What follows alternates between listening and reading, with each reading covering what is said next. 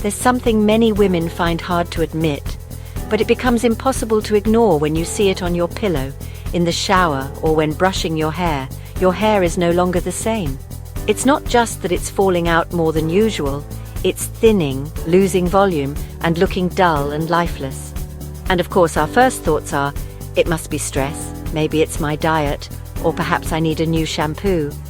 But what no one tells you up front is that menopause also takes part of your hair with it. And it's not about vanity, it's about identity. Because hair carries a huge symbolic weight. It makes us feel attractive, confident, youthful. So when it starts to change without your consent, it's completely normal to feel confused, frustrated, or even ashamed. Hair loss at this stage isn't just a cosmetic issue. It's a sign that something deeper is going on in your body. And the most alarming part? Very few professionals take it seriously. They tell you it's normal for your age, hand you a generic lotion, or send you home with a condescending smile. But deep down, you know something doesn't feel right, because it's not just about age. It's hormonal, metabolic, emotional. And yes, it can even begin before your first hot flush. What's curious is that while hair in other parts of your body seems to multiply, hello chin hairs, the opposite happens on your head. Progressive thinning, especially around the crown and temples. This is called female androgenetic alopecia, and it's directly linked to the drop in estrogen and the imbalance with other hormones like testosterone. Yes, even if you're not particularly hairy or acne-prone, your hormone levels are dancing a pretty chaotic routine, and your scalp is struggling to keep up. Because estrogen doesn't just affect ovaries or bones, it also influences hair follicles, extending their life cycle and keeping them in the growth phase longer.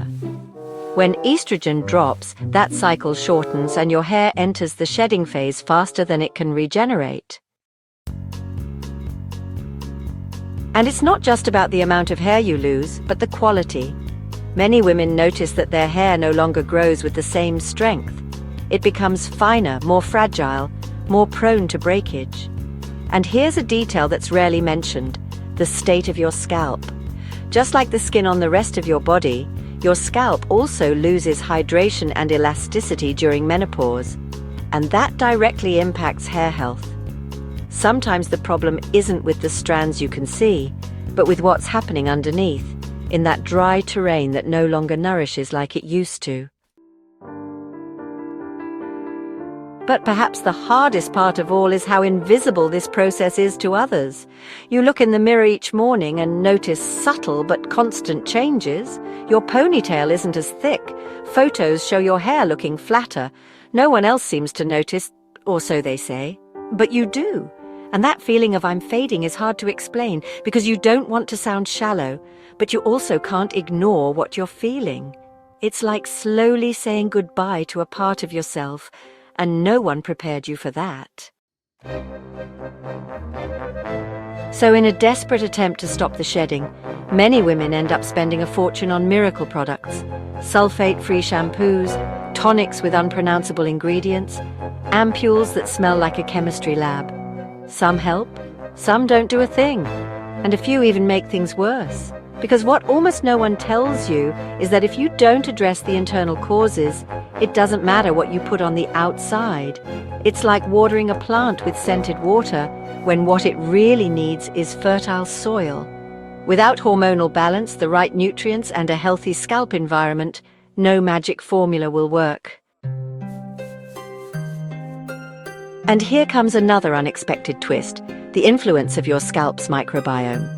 Yes, just like your gut, your scalp has its own ecosystem of beneficial bacteria that keep things in balance. And menopause disrupts that balance.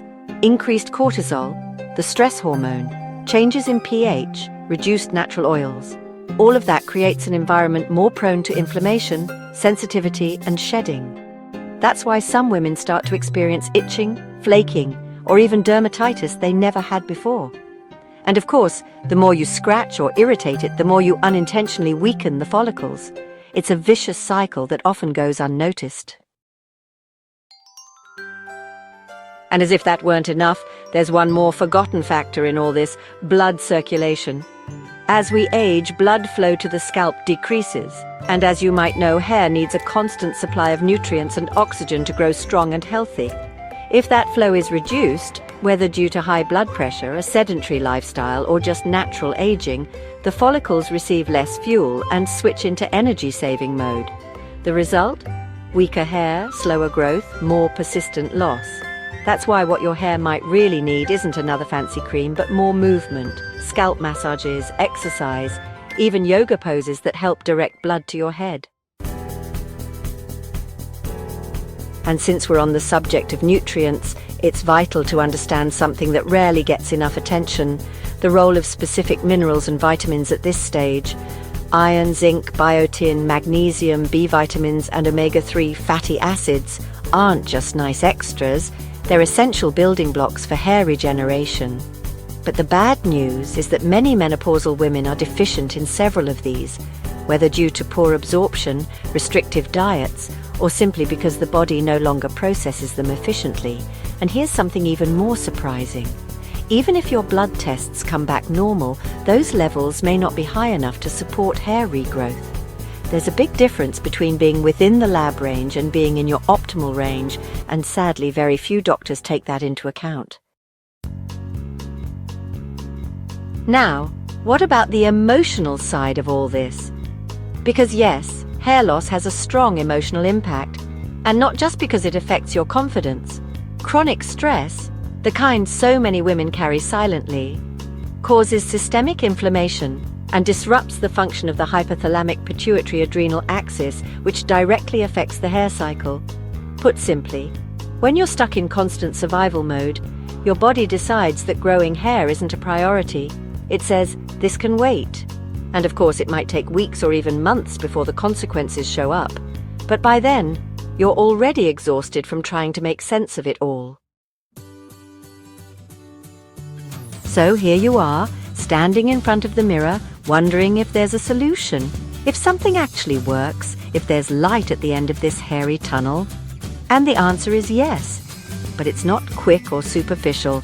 It's not about following a TikTok trend or falling for miracle cures. It's about understanding your body, listening to its signals, researching, trying things mindfully, and above all, it's about letting go of the shame around speaking about this. Because yes, hair matters too, and no one should make you feel guilty for caring. Before we continue, something important. In the description of this video, I've left a resource that could really help you through this stage. It's something several women are starting to use and are seeing real changes. If you're curious, have a look later. It might be just what you need. And this is where many women come up against yet another barrier, the taboo. Because talking about menopause is already challenging, but speaking about how it affects your hair, that feels almost forbidden, as if caring about your hair somehow makes you less mature or less wise. But the truth is, this concern goes far beyond vanity. It's about identity, visibility, about feeling like you still exist, like you still matter. Hair has always been a symbol of femininity, health, vitality. And while we are so much more than that, losing it still hurts. What hurts the most is that no one warns you. No one prepares you for this silent mourning. The good news is that more and more women are beginning to speak about this without filters, to share their stories, their frustrations, their little victories. And there is power in that collective conversation, because the right information can change everything. For instance, did you know there are targeted hormonal treatments for the scalp? We're not talking about systemic HRT, which many women avoid due to potential side effects or perceived risks, but rather topical options that act directly on the hair follicles, and yes, they're backed by studies. But since they don't generate big profits for cosmetic companies, they're not widely promoted. There are also more holistic approaches combining nutrition, supplements, stress reduction techniques, and specific scalp care.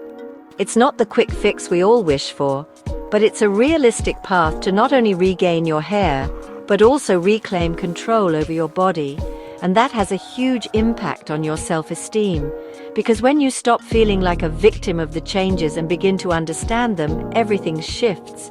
You start treating yourself with more patience, more kindness, and in the long run, that shows in your skin, your mood, and yes, your hair too. One detail that's rarely mentioned, yet can make a real difference, is how you care for your hair day to day. Many of us continue using the same products and routines we used in our 30s without realizing our scalp has changed.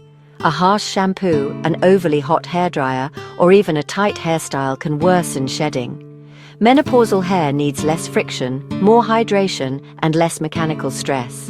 And it's not about buying the most expensive mask on the market, but about recognizing that self-care starts with respecting the changes you're going through. Sometimes a simple act like massaging your scalp with a natural oil before bed can be more effective than any luxury serum, because you're stimulating circulation, nourishing from the root, and most importantly, reconnecting with yourself. And here's where something the conventional medical world rarely mentions comes into play: the connection between the liver and hair health.